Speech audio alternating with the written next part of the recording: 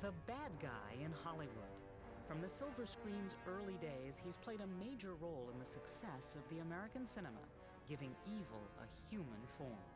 In the name of Allah, I kill you all! The reality is, good villains can mean big box office. When you say Nazis, you pretty much know what their agenda is. People like to watch villains because it creates drama. But are the bad guys spreading intolerance or discrimination?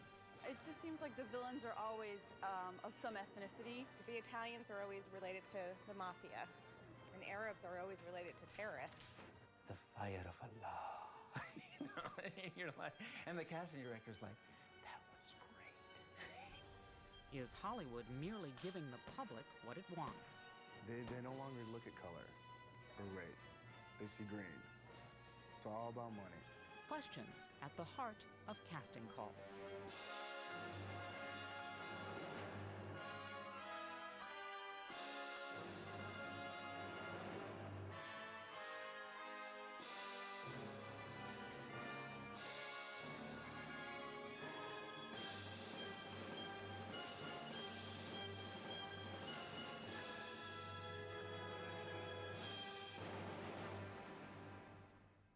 In the name of Allah, I kill you all! In the name of Allah, I will kill you. That's my trademark. I kill you in the name of Allah. Actor Saeed Badrea has made a career out of playing the Arab villain. I kill you all. So it's hardly a stretch for him to brandish a gun on the set of his latest movie. Only now he's trying to explode the very stereotype he had a part in creating.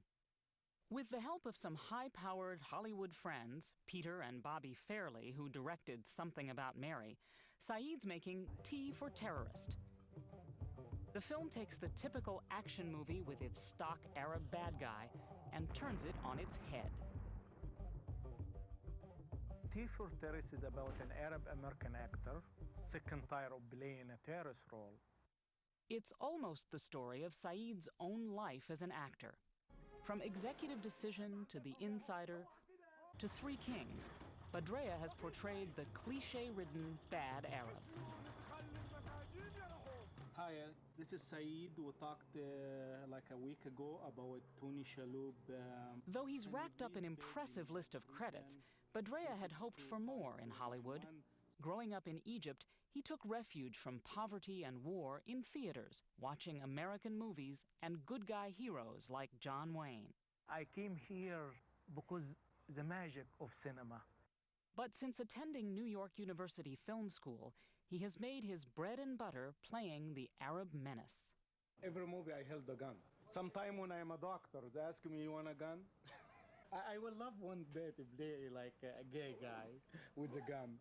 Like, excuse me, we'll have to hijack you. You want some coffee? Mark. His terrorist roles wear thin for even his most loyal audience. My kids always, told me, when are you gonna be a nice guy? And I believe a lot of roles as a terrorist, and a lot of people get bothered by that. That's the right look. Yeah. Badrea's kids aren't the only ones who complain, and since 9/11, those complaints have gotten worse.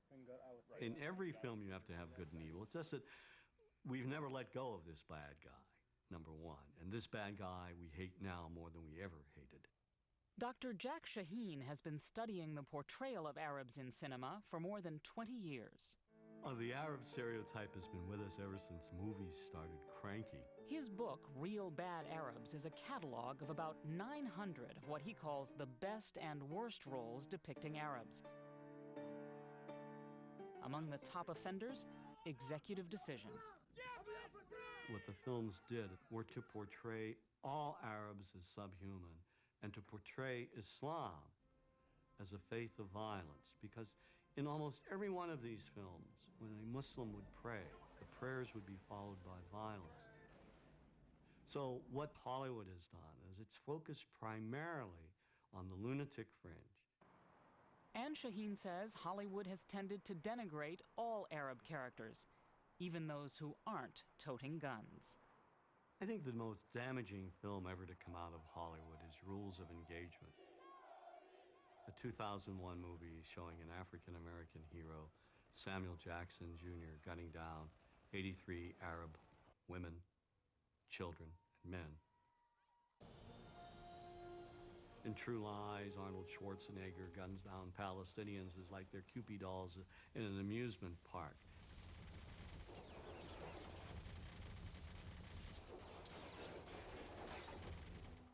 For many Muslims, films like The Siege, which seem to equate their faith with violence, are more chilling. There will never be a last film. I worry about my children not because they are growing in an American society. I worry about them because of the stereotypes that are being filtered by certain groups like the media and so on. What it reflects is a lot of culture insensitivity. Alma Jadala, Palestinian by birth, is a mother of 3 in Northern Virginia. These stereotypes may tend to reinforce you being excluded, whether on the conscious or subconscious level. Executives in Hollywood say they're not creating or reinforcing stereotypes. They're just looking for stories and characters that will sell. Frequently, that means feeding off of current events and the country's mood. I don't think it is unreasonable after 9/11 to suggest that if there was a group with an atomic bomb loose in the United States would be an Arab terrorist group from overseas. I mean, it's just a matter of what's in the newspapers. So there's a desire to be relevant. They're definitely going to have parallels with what's happening in the real world, but we take the situations and the stories that we think are interesting to write and hopefully to watch and push them as far as we can. Playing off the news has helped turn the TV series 24 into a hit. But featuring Arab terrorist characters has generated criticism that the show's creators are exploiting a harmful stereotype. Interests that want the United States to go to war with the Middle East. There are villains of all, colors, creeds, races, nationalities, whatever out there. To say they can't ever tell a story where a villain is like some of the villains are in real life is, to me, crazy. That's not the world we live in. Those aren't the stories people want to hear. Is that okay? Absolutely. Have fun with it. Saeed Badrea accepts this reality for now, and he says complaints or protests alone won't change how Arabs are portrayed on screen. You don't fight the system in Hollywood. You become part of the system, so you can change it from inside. Scene 3, Charlie, take 2. Mark. In his latest project, Badrea is acting and producing. Abdul, you need to be more aggressive. Working to change the prevailing image of the Arab by pushing it to an extreme for comic effect. Show me anger. No. Saeed plays a frustrated Arab actor who reaches his breaking point after a director drives him too hard. Show me hate. Now, can you do that for me? Sure. Okay. I guess. No! Do not guess! Do it! I do it, I'm sorry.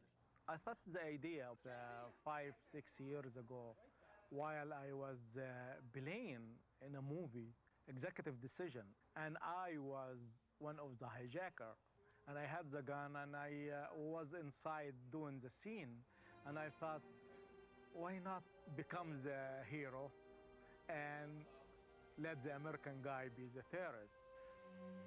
It's a plot twist that flies in the face of a century of cinema stereotypes. That history when we return.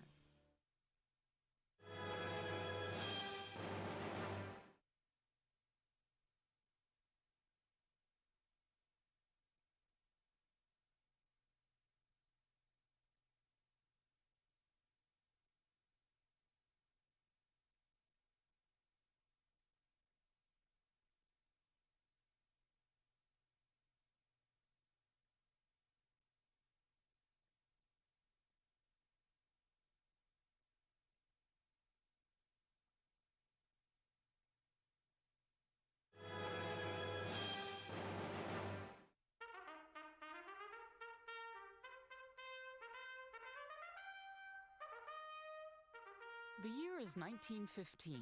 The birth of a nation unspools at the cinema.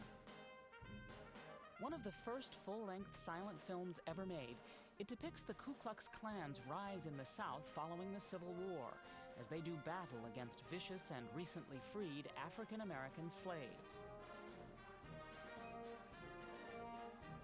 Today, director D.W. Griffith's controversial 3-hour epic is seen as helping give birth to racist stereotypes in Hollywood. There he depicted slaves in a way that would make you cringe today if you saw it. And in fact, when they play it, people do almost literally cringe. When it was released, The Birth of a Nation was projecting on screen deep-seated fears that had long divided America. You go back to Birth of a Nation, which is basically about a black man about to sort of touch a white woman. And that's what it comes down to still. It's a real literal fear of blood mixing. And that's where stereotypes come from, this threat to the pale American skin that scares everybody still.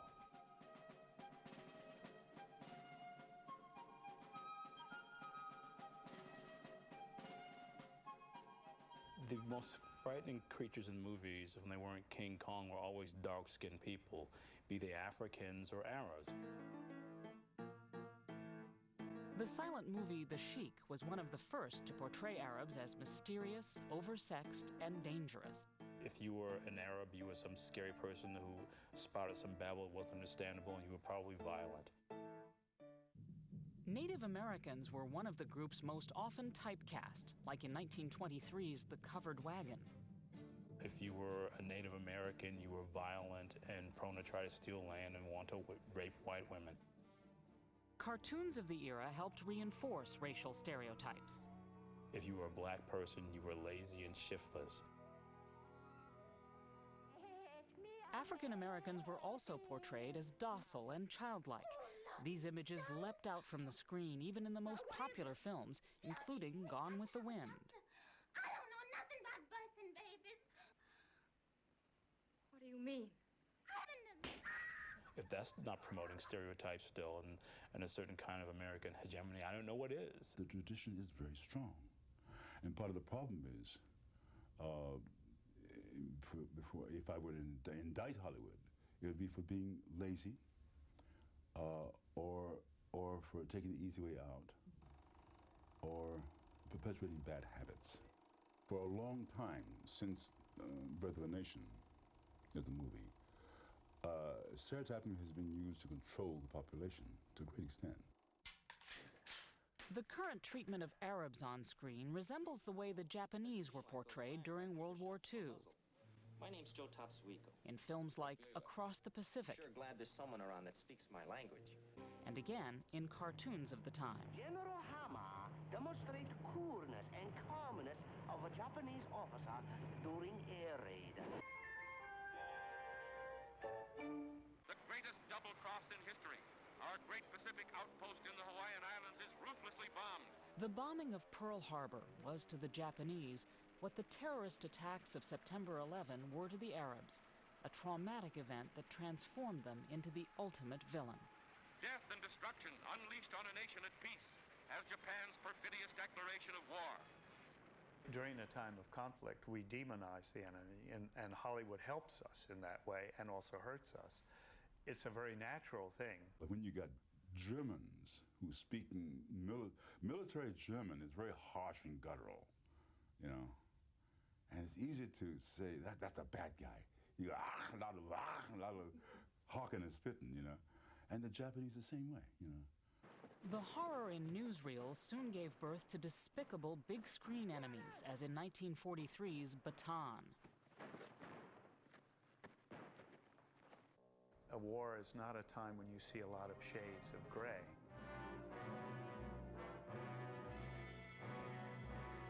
Things are done in kind of stark contrast because people, if there's a sacrifice to their lives, need to have kind of good and evil delineated for them in a very clear way. The problem with that is, how do you then turn it around? How do we then come to terms with the fact that they're really human beings? How do you get over that kind of rabid hatred? And throughout World War II, popular films helped brand all Japanese, including those living in the U.S., as the enemy.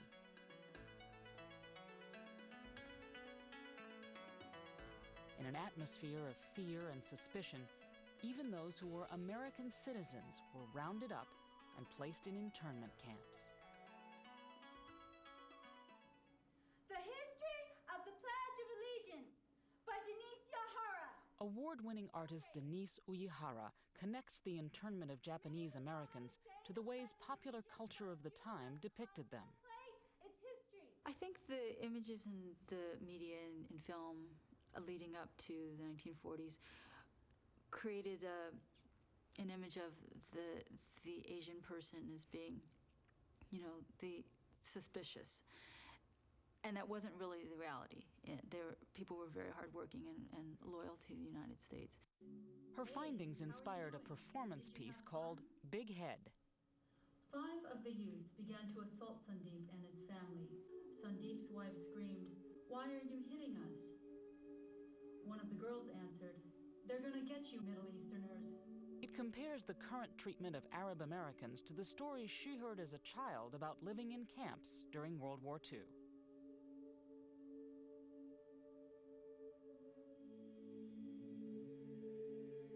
For my grandparents and older relatives, it was a really harsh thing that happened. And my grandmother would always say, "I'm going to tell you about this because I never want this to happen again."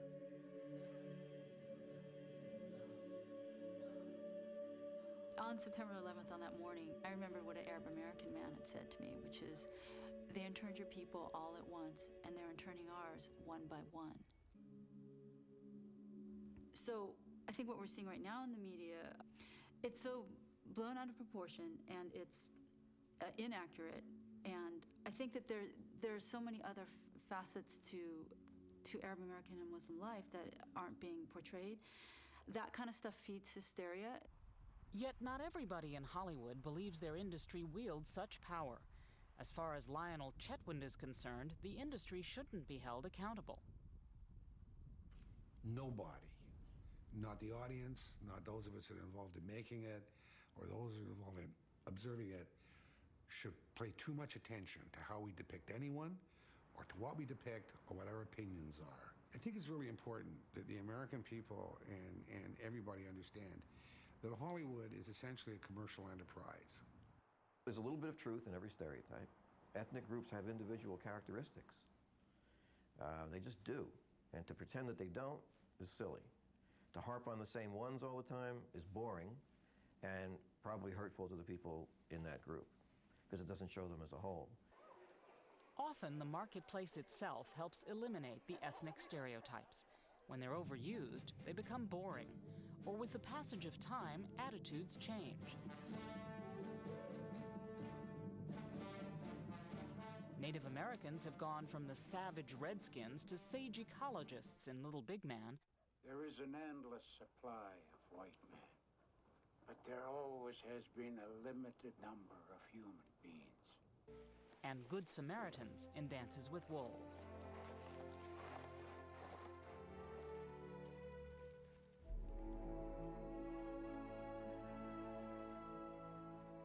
And the stereotypical Italian mobsters of Little Caesar have evolved into the more complex, conflicted characters in the Corleone family. My father assured him that either his brains or his signature would be on the contract. That's my family, kid. It's not me.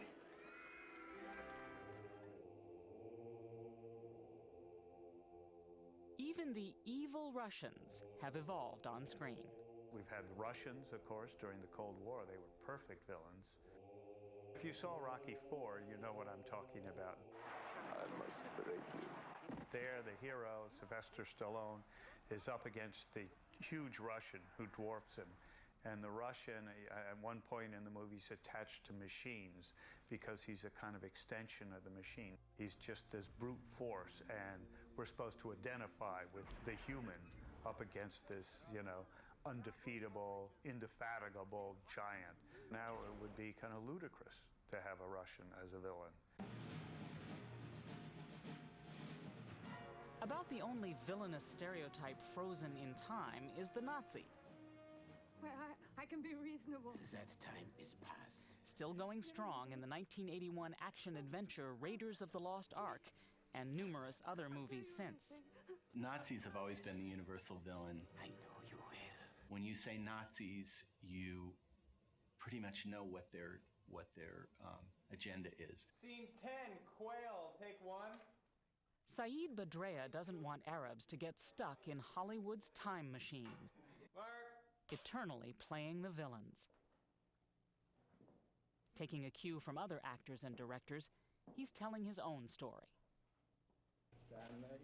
For Badrea and actor Tony Shalhoub, best known for his work in the TV shows Wings and Monk, T for Terrorists is a labor of conviction, one they hope will point the way for more realistic roles for Arab Americans. Arab American actors just haven't really had a voice, haven't really, made their mark yet. There's been a real problem with profiling and stereotyping images of Arabs in television and film, certainly. And so, we're all trying to unravel those images. When we come back, staring down the Arab stereotype and turning it on its head.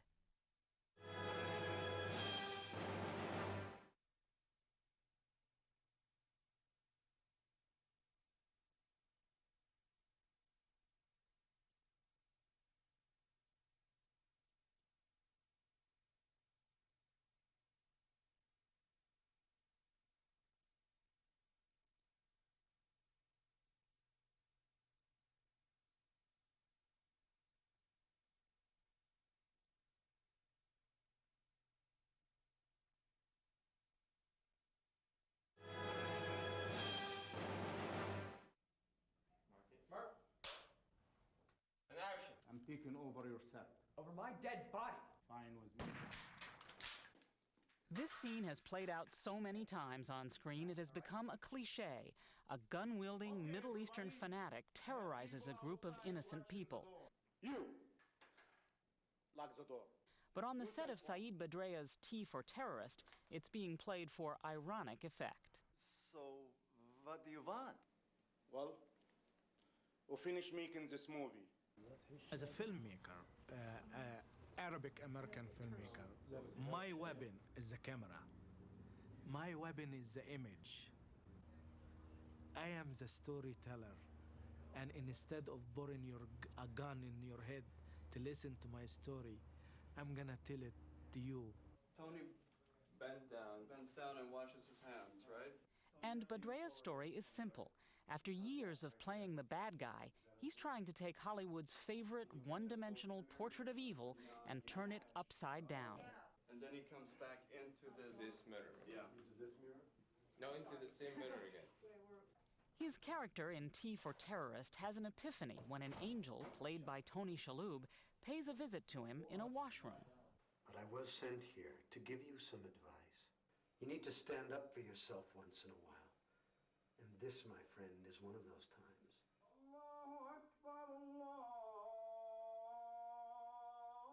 Other Arab American actors are trying to make a change too.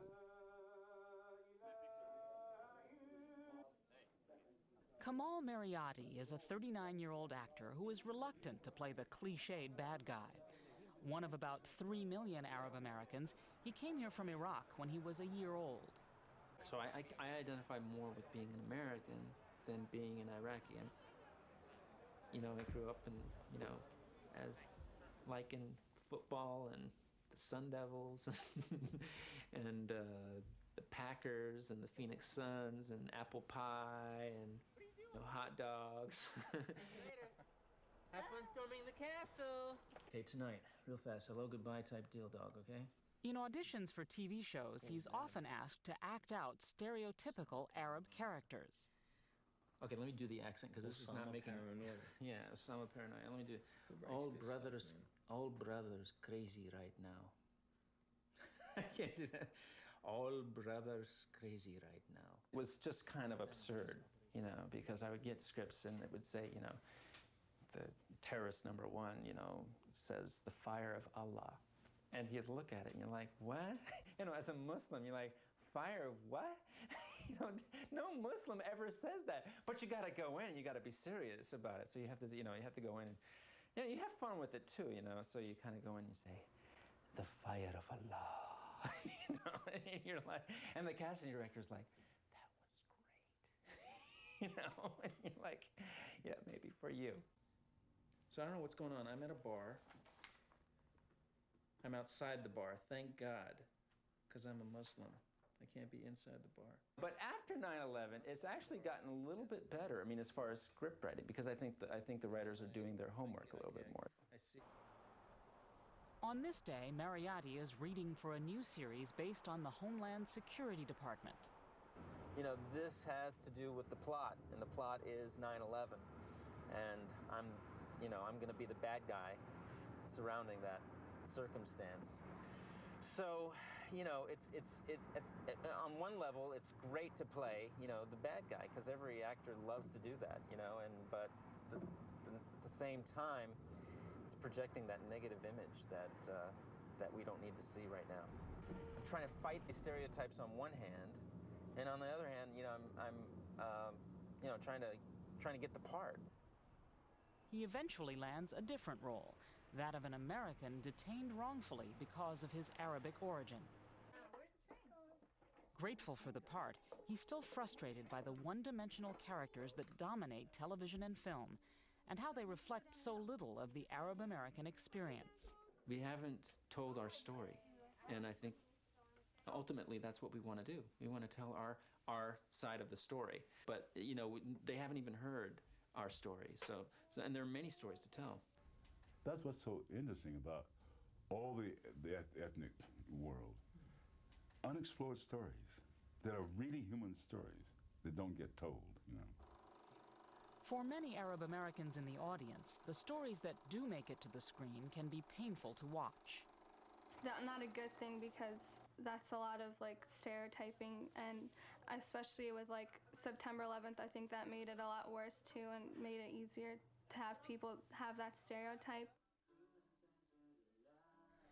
Layla and Diala Jadala are 18-year-old twins from Northern Virginia. Palestinian by heritage, they've lived here since they were toddlers.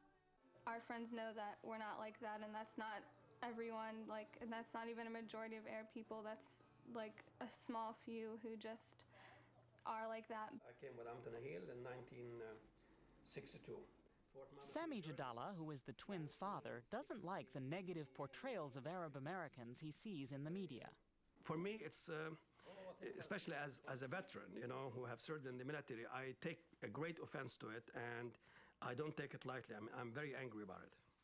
I would like to see the media portray the Palestinians as doctors and lawyers and scientists and people who may have certain ambitions in life other than just to die at a very young age with a bullet in their head.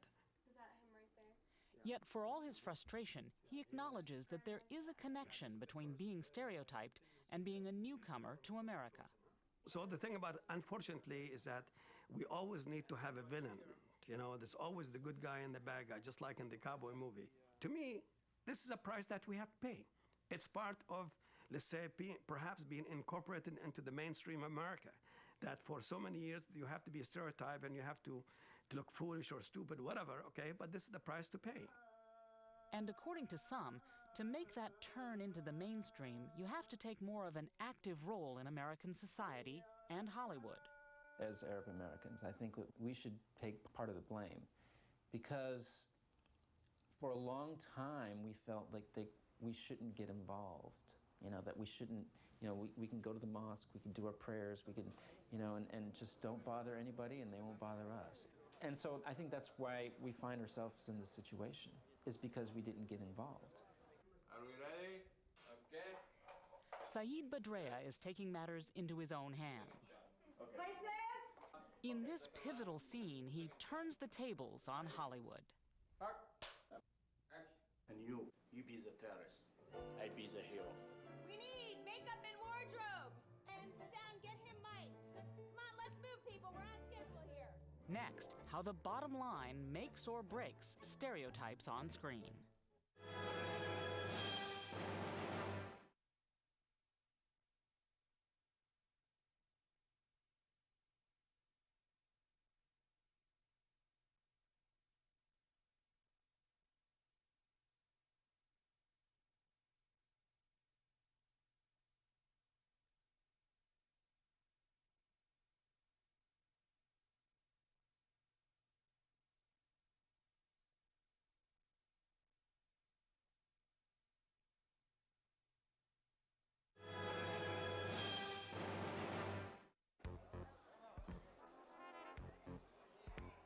A busy night at the local movie theater.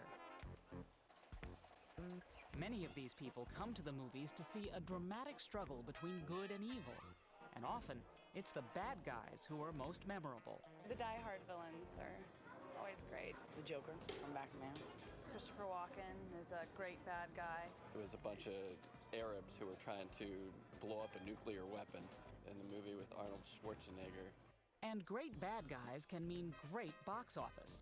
Hollywood studios know this well.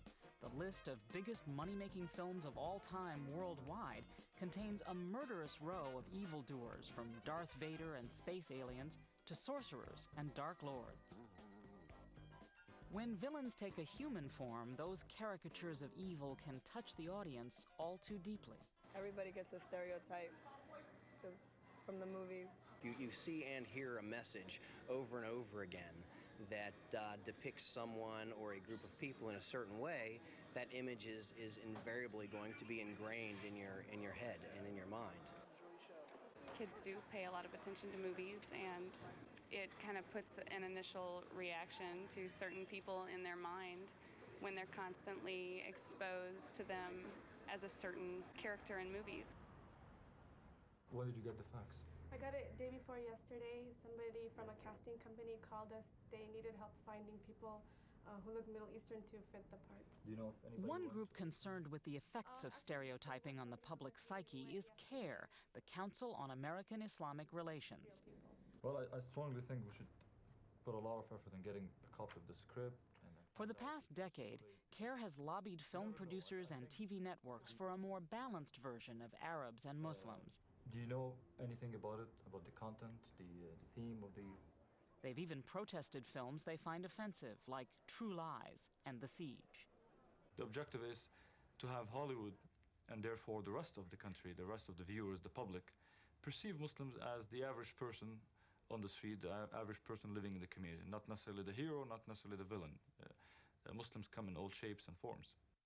One film CARE targeted recently was The Sum of All Fears, based on Tom Clancy's novel. An Arab terrorist was one of the book's key villains. CARE appealed to the filmmakers while the movie was in pre-production. They were very courteous to let us know that basically they decided to change the villains or the ethnicity and the religious background of the villains in the movie and took it away from being a Muslim. And that was a certain success for the Muslims, and without challenging the story itself, or without challenging their artistic creativity. To CARE, it was a victory, but the creators say the change wasn't made in response to its pleadings. The scriptwriter says the decision to change the ethnic identity of the villains to Nazis was a creative one. I think if the question is, why not Arab terrorists? Possibly because that has become a cliche. At the time that I started writing The Sum of All Fears, Jürgen Heider was just starting to come into play in Austria. And simultaneous with that, I think there was some neo-nationalist activity in Holland, and there was stuff going on in Spain and in Italy. So it seemed like a logical and lasting idea that that would be universal. There was another reason to change the characters, maximizing the film's box office potential. I think studios like things to be less complicated in a perfect world. The studio's tendency, based upon their audience research and their testing, is a simpler, more direct story will work. Eventually, The Sum of All Fears would earn almost $150 million worldwide. Stereotypes, a kind of cinema shorthand, also provide filmmakers with a useful tool. Shorthand gives you an opportunity to save the time that you would have to use explaining why that particular person is doing what they're doing. What's happening? Accident, stay cool. One recent film managed both to make money and fight the stereotype. Three Kings presented Arabs in a more realistic setting, in their own country, against the backdrop of the First Gulf War. That's a movie where the entire thrust and theme of the movie is one that's intended to break down those barriers and make you think of the Iraqis, you know, as people. Three Kings made a respectable $120 million at the box office, with international ticket sales just beating out domestic. In 2002, international box office returns for the studios climbed 20% over the year before, with more than half the global receipts coming from Europe, the Middle East, and Africa. To movie makers who look at the bottom line, these figures suggest that stereotyping may become bad for business. When I started in the entertainment industry, in distribution, we reckoned that 30%, 70% of our income came from what was called domestic, U.S. and Canada, 30% came from international. I believe that's now totally reversed. In those days when selling movies overseas wasn't such a big deal, and then movies were kind of an American cultural stronghold, we didn't care so much about who we insulted in movies. 16's going to the right side, enjoy your show. While ethnic stereotyping may become a liability for movies, television is a very different animal. Shows like 24 are made much faster and often rely on current events for their storylines, no matter how controversial. Of course, you are influenced by what happens in the real world, but we just try to think of situations that give fertile ground for twists and turns and for putting characters in dilemmas and situations which are very crucible-like and will test them to the limit. Nobody's sort of setting out there specifically to show Middle Eastern characters, but what is happening is that the writers are writing, again, what is happening in our society. NBC's Sonia Nikor, who runs casting for the network, says TV producers are attempting to create more nuanced characters. We're veering away from the stereotypes and from the token characters that used to be written a few years ago, and the writers are getting more informed and clearly are writing more three-dimensional ethnic characters. One TV series that is exploring ethnic characters on a deeper level is The Sopranos. Its inspiration is controversial to some. Like it or not, and some people don't like it, but organized crime happens to be one of the cultural facts about Italian-American society. David Chase is the creator of the hit HBO series. He's often criticized for perpetuating the Italian gangster character. He's even been sued. People say, why can't you do the Chinese mob? Why can't you do the Russian mob? Why can't you do black drug dealers? And as of yet, Americans aren't that interested in that. They're interested in Italian-American mob. When we come back, killing stereotypes with humor and future hopes for Arab Americans in Hollywood.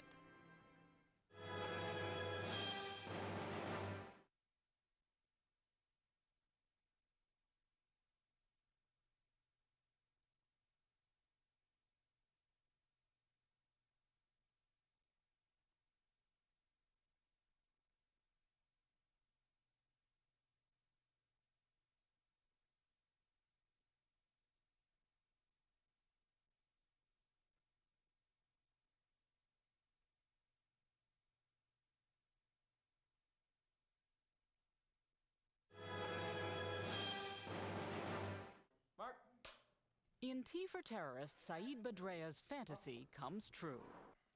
He gets to be the hero, vanquish the terrorist, and he gets the girl. Checking the gate. I get the girl. I get the girl. About time. I have to produce to get the girl. But winning the blonde isn't the only way to topple a decades-old Arab stereotype.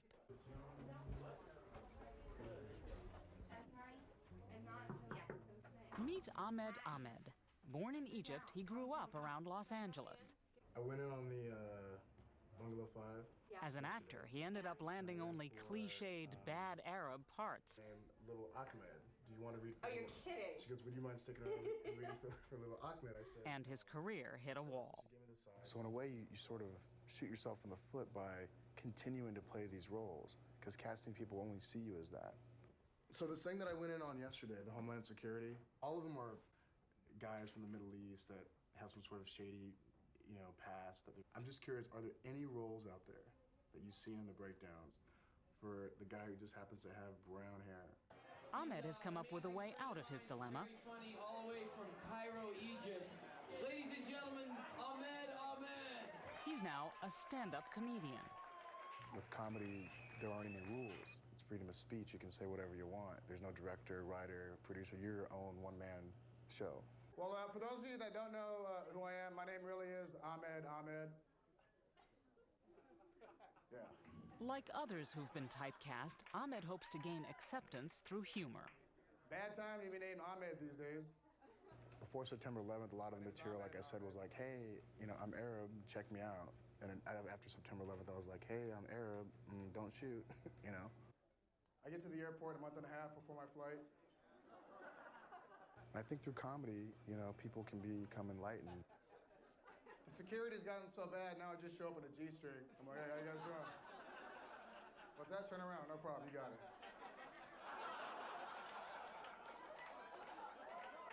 Ahmed's embrace of comedy has given him hope that Hollywood is a place where things can change. Hey, you guys been a lot of fun. Enjoy the rest of the show. Good night.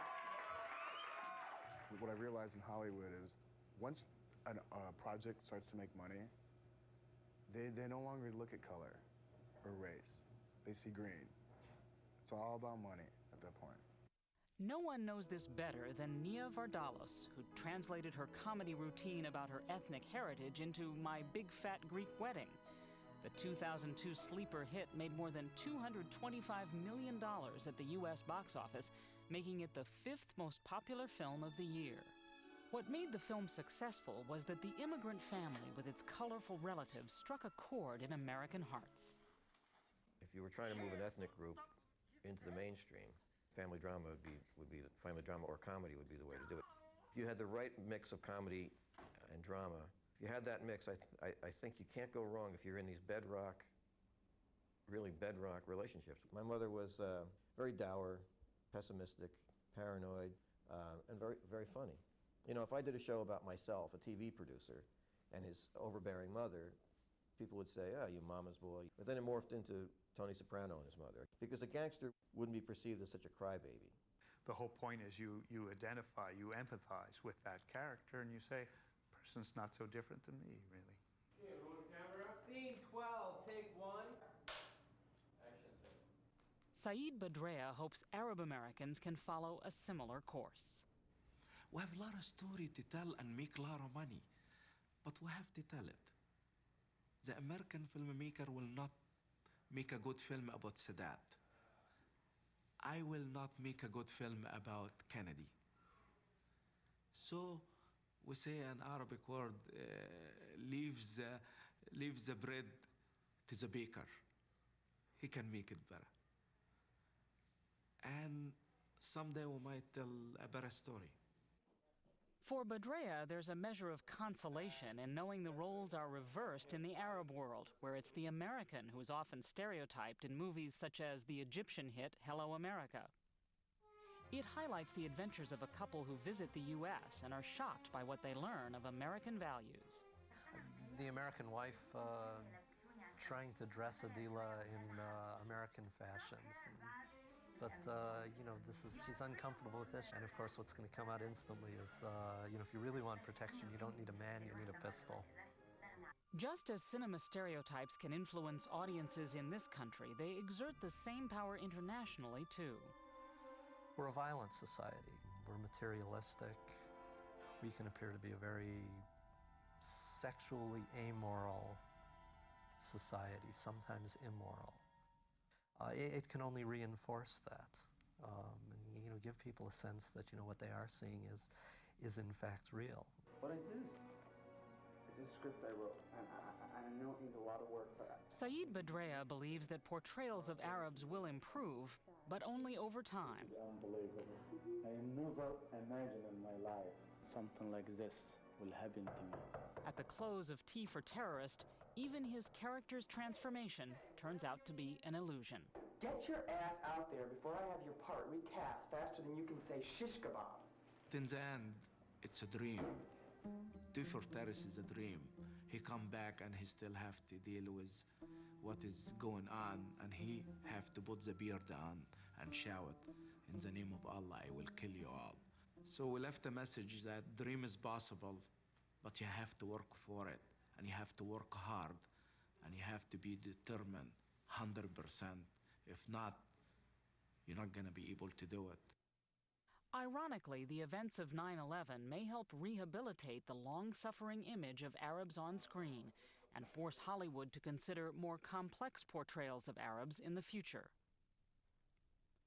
You can't make a movie that says Arabs are villains anymore because it's too simplistic even for Hollywood. That just cannot be done anymore.